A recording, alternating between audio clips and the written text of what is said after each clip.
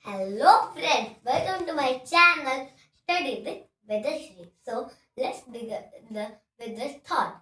The thought is be Roman in the room. आपने ये phrase पहले सुना ही होगा, तो इस फ्रेज का मीनिंग क्या है मैं आपको अभी बताती हूँ।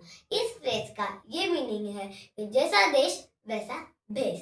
हाँ, और आज का हमारा टॉपिक है रोमन नंबर्स। तो इस यहाँ का शब्द रोम का मीनिंग क्या है? रोम का ये मीनिंग है कि रोम ये इटली का कैपिटल है और रोम से हमें आज सीखना है रोमन नंबर्स। तो चलो अब हम चालू करते हैं। तो देखो, आपको 0 to 9 ये सारे नंबर्स तो पता ही होंगे। इन नंबर्स को कहा जाता है यूरोपियन नंबर सिस्टम, पर बाद में इसको सारे कंट्रीज ने एक्सेप्ट किया, इसलिए हम इसको अब बोलते हैं इंटरनेशनल नंबर सिस्टम्स। और हाँ, ये है देवनागरी लिपि जो कि इंडियंस यूज करते हैं। हाँ, और अब हम सीखेंगे रोमन नंबर्स आपको पता ही है कि इन सारे नंबर्स में हमें सिर्फ 10 डिजिट यूज करने होते हैं, लेकिन रोमन नंबर्स में 7 लेटर्स और एक सिंबल यूज करते हैं। तो इस सिंबल को साइड में रखकर हम पहले इन 7 चिन्हों के बारे में पढ़ेंगे। I, V, X ये तो आपको पता ही होगा, लेकिन L, C, D और M इनको याद रखने के लिए मेरे पास एक ट्रिक है, और वो ट्रिक है LCD मेरा, यानी कि LCD और यम मेरा से यम। चलो पहले हम इन सभी लेटर्स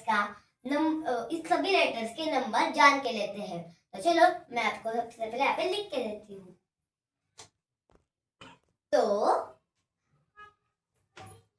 1 के लिए है I, 5 के लिए है V, 10 के लिए है X, 50 के लिए है L, C यानी कि सेंचुरी भी होता है और 100 भी होता है, D यानी कि 500,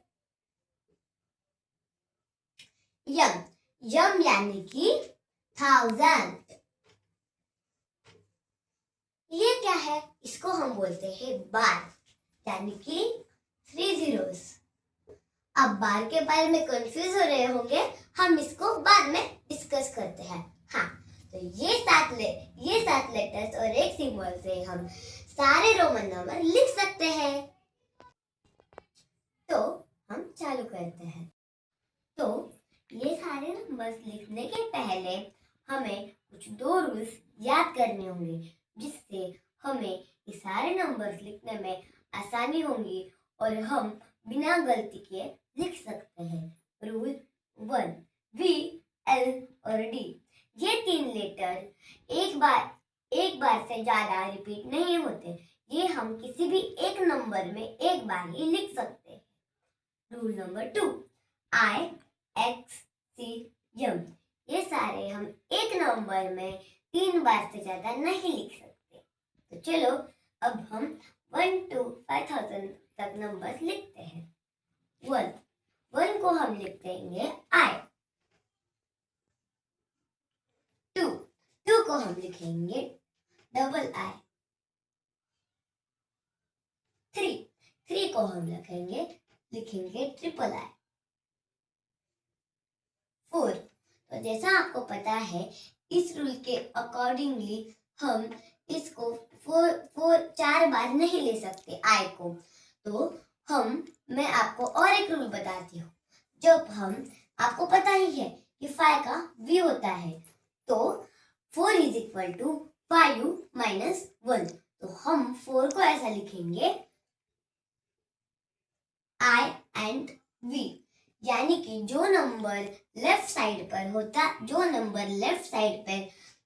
होता है उसको हम इस राइट साइड के नंबर से माइनस करते हैं। तो इसको हम बोलेंगे 4। 5 को तो हम V बोलते हैं। 6 को हम बोलेंगे VI, यानी कि वही नंबर अभी दूसरी साइड पे आ गया है, यानी कि हम 5 को इसके साथ ऐड करेंगे तो ये हो जाएगा 6। यहाँ पे हम सेम से यहाँ पे हम यूज करेंगे 2i, यानी कि 5 + 1 + 1 = 7। 8 को हम यूज करेंगे v। 8 के लिए हम लिखेंगे v i i i। तो आपको पता है 10 के लिए हम लिखते हैं यक्स, तो फिर 9 के लिए हम लिखेंगे i x, क्योंकि हम x से 1 यानी कि i माइनस कर रहे हैं, तो यहाँ पर हम लिखेंगे i x यानी कि 9। अभी 11। अभी मैं आपको और एक ट्रिक बताती हूँ। अगर आपको इजीली लिखना होगा तो आप नंबर्स का एक्सपांडेड फॉर्म भी कर सकते हो, जैसे कि 10 + 1, तो हम यहाँ पर लिख सकते हैं x + i, तो ये हो जाएगा 11 के लिए xi। 12 के लिए हम लिखेंगे x i i। 13 के लिए x i i i। तो अब हम 14 के लिए क्या लिखेंगे, तो पहले हमें इसके लिए अब 14 का लिखने के लिए हमें इसका एक्सपांडेड फॉर्म करेंगे, तो इसका एक्सपांडेड फॉर्म होगा 10 + 4, और 10 = x, 4 = iv, तो ये बन जाएगा 14। 15 का भी सेम, 10 + 5 यानी कि x + v। 16 का x v i यानी कि 15 और i, x 10 5 और 1, तो 17 का होगा x v i i। 18 का होगा x v i i i। तो अब हमें लिखना, तो 19 लिखने के लिए पहले हमें 20 लिखना पड़ेगा, और 20 है x, तो 19 होगा i x x, यानी कि x यानी कि 20, और 20 में से 1 माइनस यानी कि 19। 21 का भी वैसे ही होगा x x 1 यानी कि 21, फिर x x 1 1। 23 का x x 1 1 1 यानी कि 23। तो 24 के लिए हम लिखेंगे x x, 20 तो हो गया, और 4 हम ऐसे लिखेंगे i v। 5 के लिए x x v। 26 के लिए हम लिखेंगे x x v और i। 27 के लिए x x v i i। 28 के लिए x v i i i। 29 के लिए हम लिखेंगे i x x x, यानी कि 30 से 1 माइनस। तो 40 के लिए हम 4 बार 10 30 बचा था, 30 के लिए हम यूज करेंगे 3 टाइम्स x। फिर 40 के लिए हम तो 4 टाइम x नहीं यूज करते, तो हमें पहले 50 के लिए यल लिख के लेना पड़ेगा, और यल से 10 माइनस यानी कि x l, ये हो जाएगा 40 के लिए। 60 के लिए यल x यानी कि 50 के साथ 50 + 10, फिर यल x x, फिर यल x x x। 90 के लिए हम पहले 100 का c लिख लेंगे, और 90 के लिए हम x c लिखेंगे, यानी कि c से 100 से 10 माइनस। फिर 200 के लिए c c, 300 के लिए c c c, 400 के लिए हम तो रिपीट नहीं कर सकते 3 बार से ज्यादा, तो 500 के लिए पहले डी लिख के ले लेंगे और 400 के लिए सी डी लिखेंगे। फिर 600 के लिए डी सी, फिर डी सी डी सी। 900 के लिए मतलब 1000 के लिए हमें पहले यम लिखना पड़ेगा और 900 मतलब 1000 से 100 माइनस, तो सी यम।